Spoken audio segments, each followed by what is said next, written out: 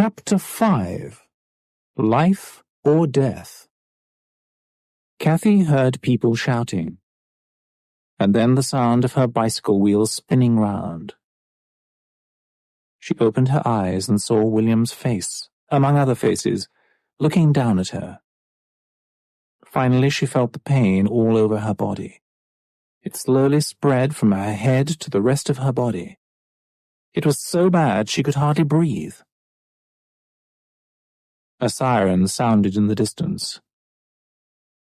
William, who sat on the road next to her, gently lifted her head. You shouldn't move her. The ambulance is coming now. This is a bad one. We'll take her now. Can I go with her in the ambulance? She won't know you're there, but get in if you like. Don't worry about your bike. We'll bring it to the hospital. Thanks. William climbed into the ambulance and sat down near Kathy. He felt terrible. In fact, he was shaking. Kathy looked so white, and there was a deep cut on her head. At the hospital, William was walking beside the stretcher, praying for Kathy's life, while tears filled his eyes. The nurse came up to him. Wait here, please. Will she be all right? I'm sure she will. You should drink a cup of sweet coffee. It's good for shock. You look terrible. The nurse brought William some coffee. He drank the hot coffee slowly. The long wait had begun. Slowly, the young people from Helping Hands started coming into the hospital. At first, they talked to William, but he didn't want to talk. He only wanted Kathy to be well, happy, and laughing again, as she was a while ago on the way to the picnic. 1 hour passed, then another. The young crowd left, but William sat quietly and waited. The clock ticked on the wall, and the hands moved round, then round again. William hated that clock. Then the door opened, and the doctor walked up to him. William couldn't speak or even breathe.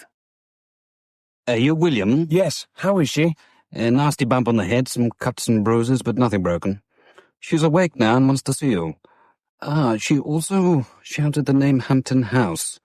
Is it her home? No, it isn't. Yeah, she must stay in town when she leaves the hospital. No long journeys on trains or buses. I'll make sure she stays in town. But can I see her now, please? Yes, she's waiting for you. Kathy smiled shyly at William. He looked tired, and his T-shirt was covered in dirt and blood. He sat down on the chair next to her bed. How do you feel? You gave me an awful fright. Much better now. The doctor says I can go home tomorrow. Yes, he said you're fine. He also told me that you said something about a house called Hampton, or something like that. Hampton House. A lady I met in the old people's home said she used to work there once. A nurse came into the room. It's time you went, young man. Come again tomorrow and take her home. Good night, Kathy. See you tomorrow. Good night, and thank you, William. Kathy relaxed and closed her eyes. She thought about the old lady's story. Who was the old woman? Why did she tell me about her past? She seemed to know me, but I had never seen her before.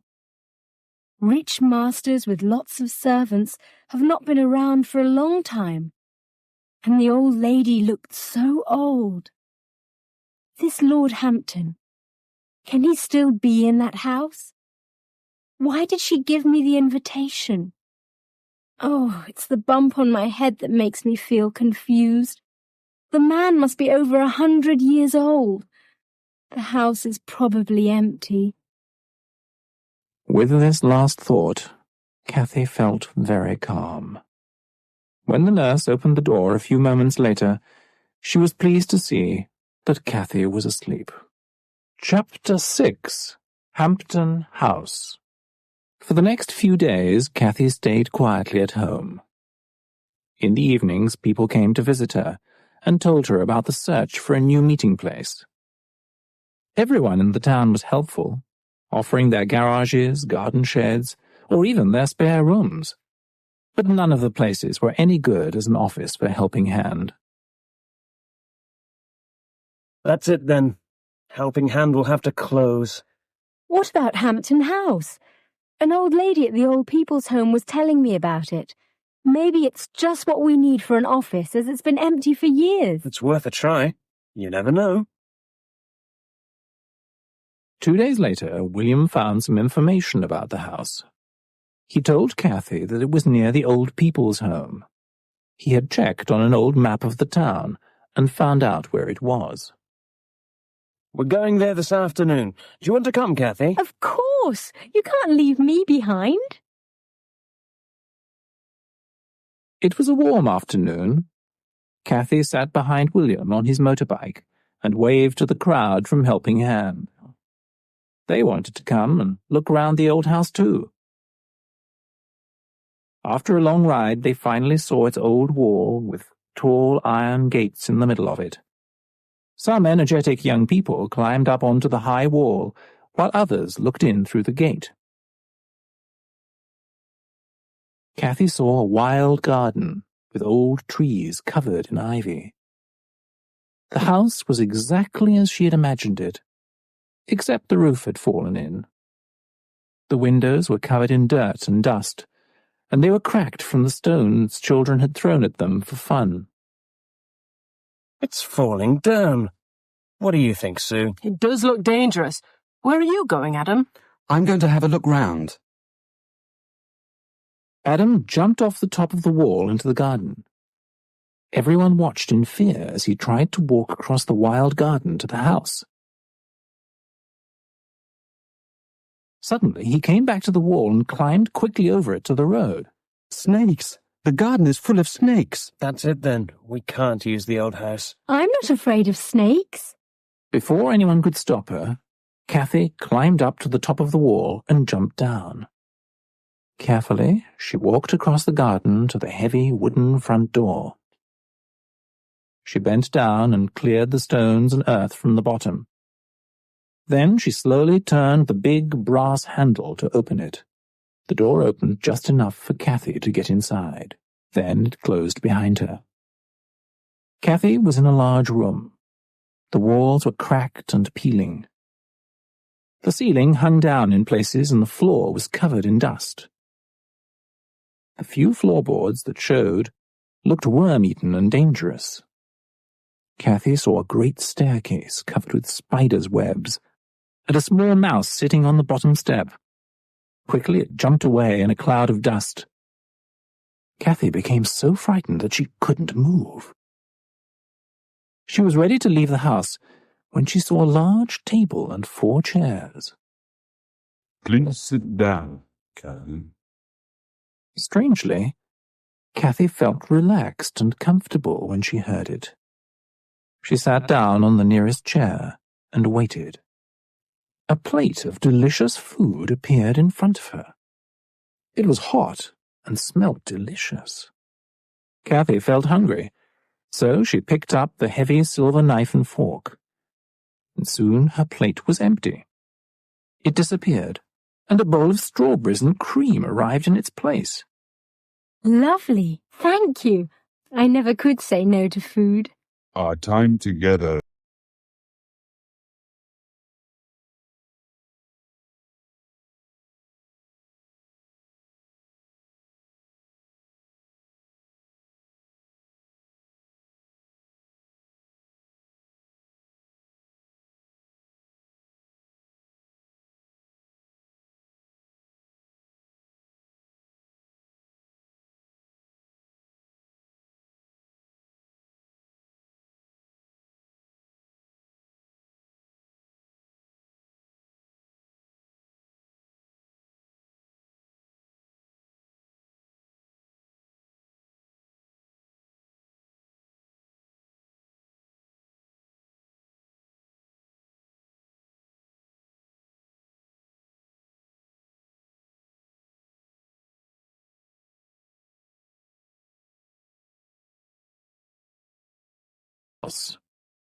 Chapter 7. The Investigation. Kathy woke up the next morning and saw that it was raining when she looked out of her bedroom window. She ran downstairs and across the road to William's house. Are you going to the old house today? Yes, I'm going with John and some of the others. But you can come too if you like. Yes, I do want to come with you.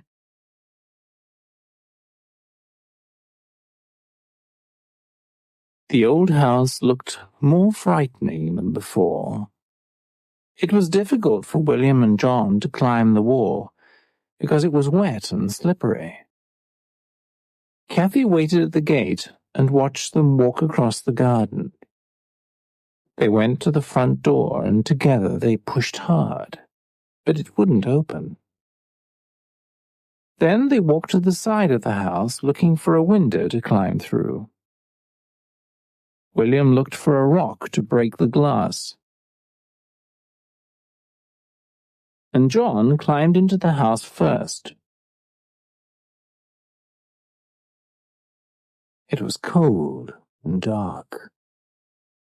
There was dust everywhere, and mice ran across the room. The hole in the roof let the rain in onto the ruined floor. The wind made strange sounds, too. John walked further into the room, just as William climbed in through the window. Can you see anything? No, there's no table here. The room's empty. I wonder why Kathy made up that story. I think that this house makes her say funny things. She's so much different when she's away from here. They climbed out through the window and across the garden to meet Kathy.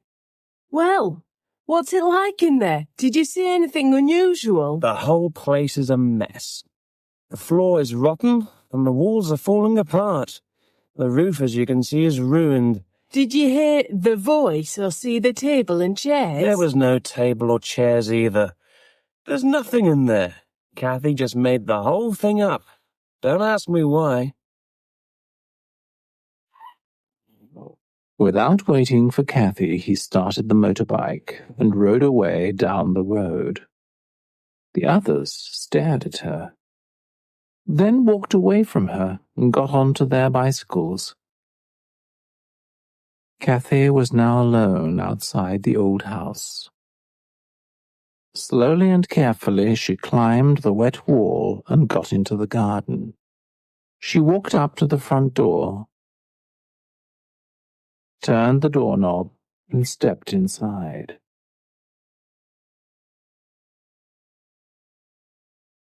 The room smelled damp. The table and chairs were not in the room. Kathy was ready to leave when she suddenly saw 2 armchairs on either side of the fireplace. There was a small table beside one of them. Kathy walked slowly across the room. She reached the back of the chairs and looked to see if anyone was sitting in one of them. She was really scared as she did so. But fortunately, both the chairs were empty. Suddenly, a gentle wind came into the room and made the old, torn curtains move.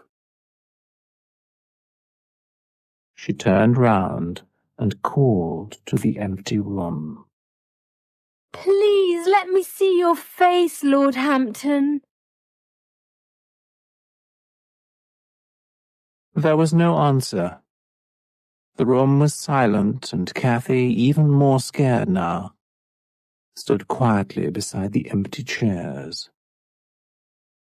After a long silence which made Kathy more nervous, the voice spoke again. Kathy looked towards the sound, but she could see nothing. Please sit down, Kathy, and make yourself comfortable. She sat in front of the brightly burning fire and waited. She forgot about William and the others at Helping Hand. I have a gift for you. There's a box on the table next to you. Do open it. Kathy carefully opened the box. Inside there was a small diamond heart on a chain. Put it on. Then I must explain why the heart belongs to you. Kathy put the chain over her head. Then she sat quietly and waited. A voice echoed round the room as the story began.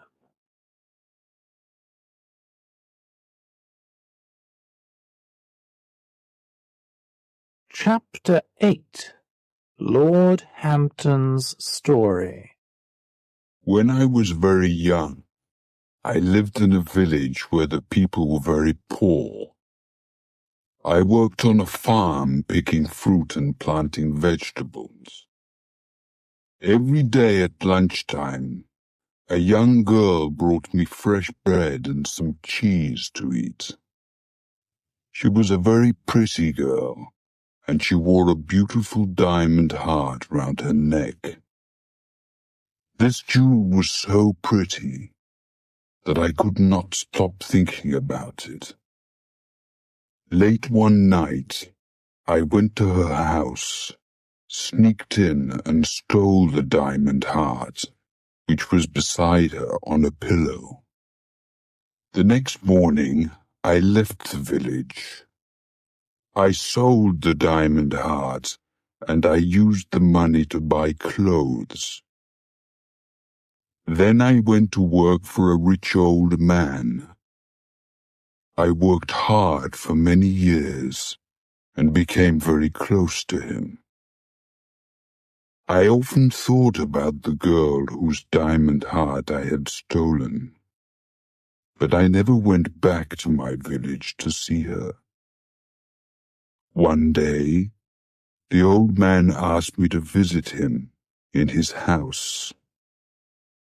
He said to me, I have no family. You are a good man, and I want you to have my business and this house. After I die, everything I have is yours. Soon after he died, I inherited his money and became a very rich man. Everyone called me Lord Hampton and were afraid of me, as I had become a cruel master who treated people in a terrible way. One day, the girl whose diamond heart I had stolen years before came to my house. She was cold and hungry and needed work. Now the time had come for me to help her, just as the diamond heart I had stolen from her had helped me in the past. After all, I owed her so much. But instead, when I saw that she did not recognize me in my fine new clothes, my cruel self made me send her down to the basement, where she had to work long, hard hours. Every day she had to carry water from the well, boil it in huge pots, and then wash my clothes in it. Then she had to hang them outside to dry and press them with the heavy iron. She worked hard all day for a bowl of soup and a piece of dry bread. Then, exhausted, she slept on the wet floor for a few hours. The only person that gave her some happiness was a kind young man who finally married her. When this happened, I felt sad for some time, because I had memories from the time we were both young and poor, and she cared for me so much. But my sadness quickly went away. What did I want from a poor, miserable girl? My house was beautiful. I had many rich friends, and there was always good food on my table.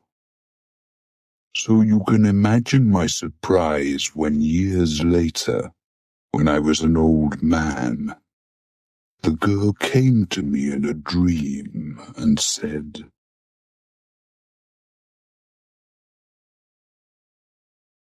"Many of your servants have died of cold and hunger. The ones who lived to be old were sent away when they could not work any more, and they too died of hunger. Now you must suffer before you can find peace. You will know when the time has come, because a young girl will come to your house. If she eats at your table, and you speak to her honestly of your past cruelty and selfishness, then you will be free to leave this house and find peace."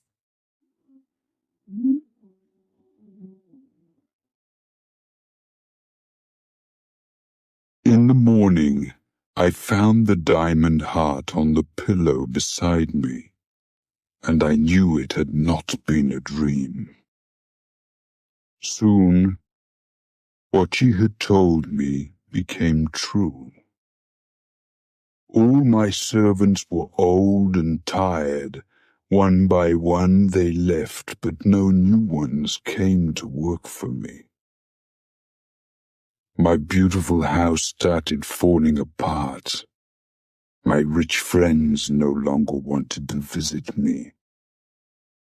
For endless years, I have wandered from room to room, always waiting for a young girl to come and free my soul from its suffering.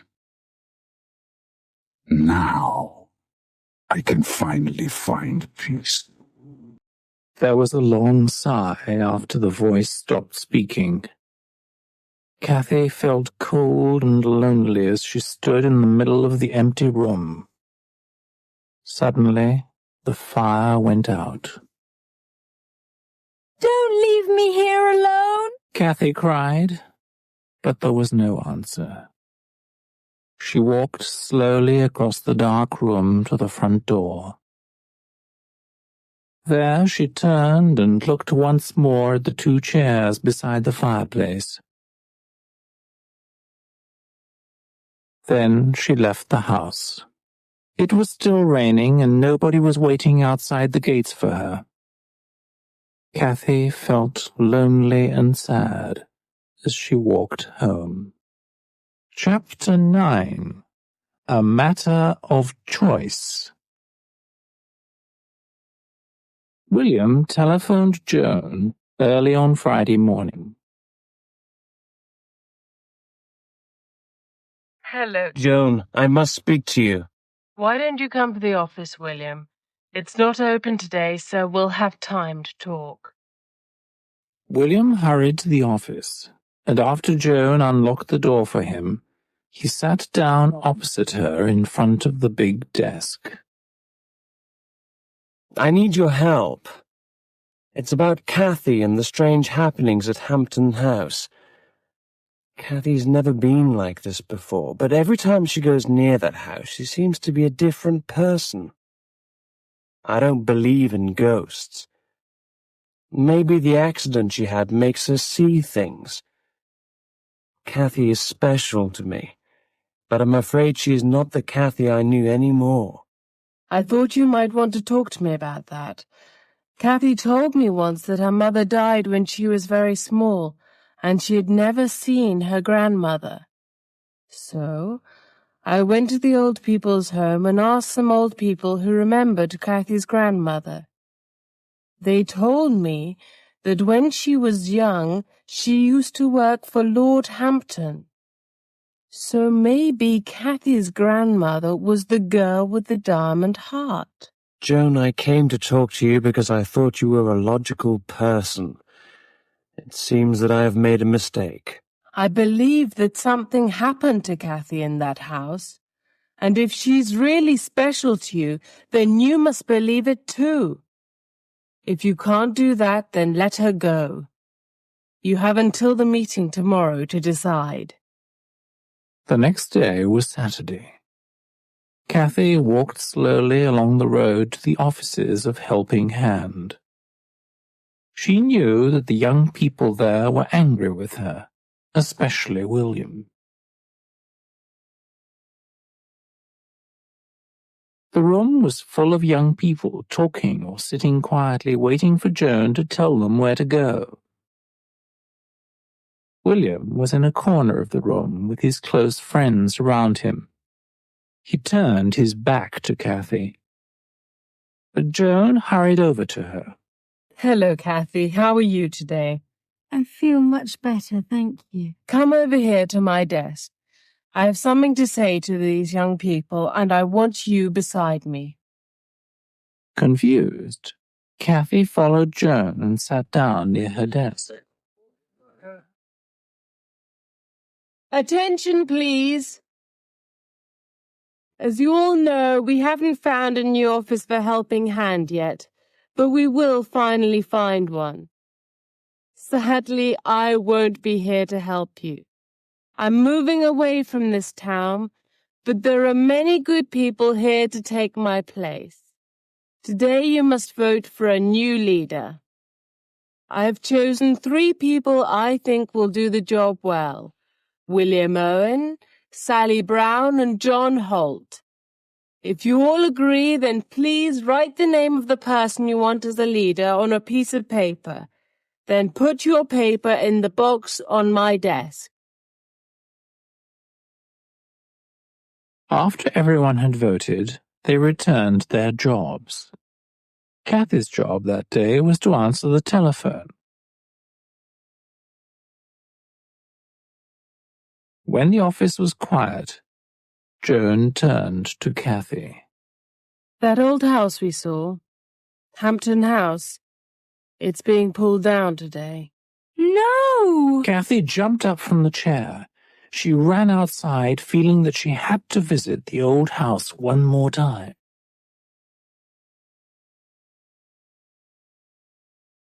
Chapter 10. The Final Moments. Kathy could hear the noise before she got to the house. She saw lorries blocking the road outside it, and workmen walking in and out. Then she saw the bulldozers. They were breaking the windows in the wooden balcony. Soon the rest of the roof fell in a cloud of dust. Poor Lord Hampton. Now he'll be in that old house forever. I came too late. Now I can't do anything to help him.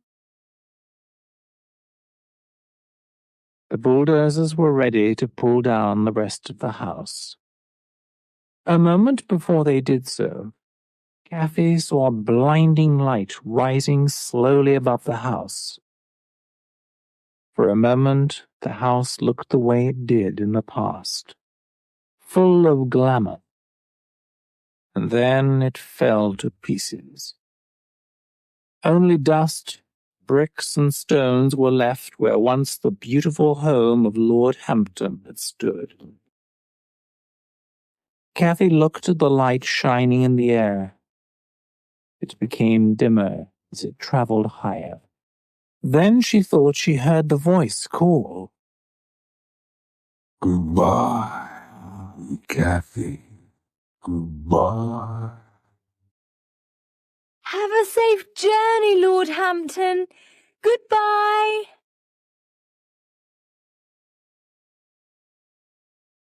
Move along, miss. It's dangerous round here. Kathy smiled at the workman. Suddenly, she felt very happy. She did not go back to the Helping Hand office. Nobody telephoned her or came to her home. But Kathy didn't mind. She waited quietly for a message or sign. It came at last through an article on the front page of the local paper, which began with the words,